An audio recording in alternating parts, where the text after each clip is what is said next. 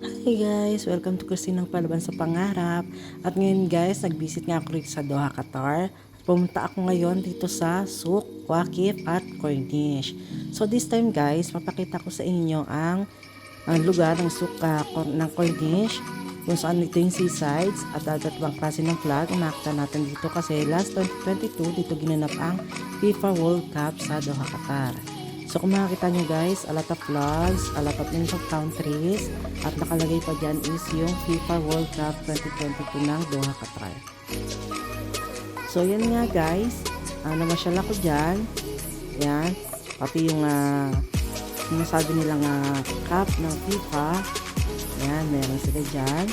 Napakalawak guys, ng corniche. Yan siya, napakaganda niya, napakalinis ng Doha, Qatar. Sa tabi lang po ng seaside, yung mga barko, hindi siya barko, kumbaga bangka na malalaki na sinasakyan ng mga tourist or ng mga tao pupunta dyan para umikot sa dagat. Yan siya guys, ngayon naglalakad ako dyan, punta naman yan dun sa may underground, which is nandun yung mga toilet, napakalinis niya, tapos ang tagusan na yan is yung Souk Waqif. So no need na mag-taxi kasi lalakarin mo lang, napakalapit lang kasi malilibang ka sa kalinisan sa gandahan ng underground ng puntang CR papunta ng Souk Waqif. Yan na siya guys. Yan. Bali bababa ka lang dyan sa underground, lalakarin mo lang at napakaganda talaga. Hindi yung pag-aakalain na underground ang nilalakaran mo para ka nasa airport. Yan. Yan siya guys. Tapos na yung toilet niya. Umakit na ako kasi pupunta kami ng Souk Waqif para naman doon ako kumuha ng videos. Yan, pansinin nyo guys, mo naka-elevator diba? O, tingnan nyo naman, ganyan kaganda ang Doha, ganyan ka-asenso ang Doha. May mga parking area pa sa underground. Yan, kasi yung mga car na hindi na kailangan pang mag-park kung nahihirapan na rin. Sa dami naman pumupunta dyan guys. Promise, ayun, kompleto sila. May mga nagtitinda pa dyan sa underground. May mga ATM machine, yan. Mga bilihan ng SIM, yan. Napakaganda niya talaga. Actually, wala akong masabi sa Doha. Yan yung palabas guys, umakit na kami dyan. Yan, napakalinis niya, diba? Kung papansinin niyo, napakalinis talaga. Yan, daming ilaw. Para ka nasa kakaibang mundo. Ayan na siya guys, ang tabi siyang Souk Waqif. Yan, pansinin niyo, napakaganda. Yan, papakita dyan may mga camel, may mga horse, ganyan, may mga laro yung mga bata. Yan. Yung nga lang, yung amoy kasi nga camel is medyo hindi maganda yung amoy. Pero okay lang kasi pasyalan siya eh. Yan o, papansinin niyo yung mga nagtitinda. Yan. Yung mga malilibang ka dyan. Baka na siyang may balon kung baga sa akin yun, diba? Napakaganda yan guys. Yan. Meron pa sa kain yung mga bata dyan kung gusto nila maglaro, gusto nila kayo mag-tren-trenan. Yan. At din sa building yan ako nakakita nyo guys, andyan yung mga coffee shop, mga restaurants. Yan, yung mga nagtitinda dyan.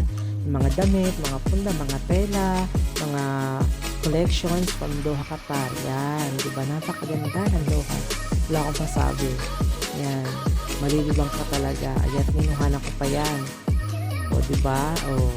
Ayan, napakaganda. May mga titinda ng ice cream, coffee, Turkish coffee. May mga titinda ng mga pagkain ng ibon. Ayan. O, mga spices. Pasok ka dyan. Daming kalapati dyan. Dati walang cover yung pinakataas ng kinuwera niya kasi nga minsan nakakaipit yung mga kalapate. Ayan, may mga titinda ng mga ibon. Iba't lang kasi ng ibon. Ayan. O, diba? Napakaganda talaga. Sa ninyo, dami mga ibon, mga pagkain ng mga ibon, mga lovebirds, ganyan.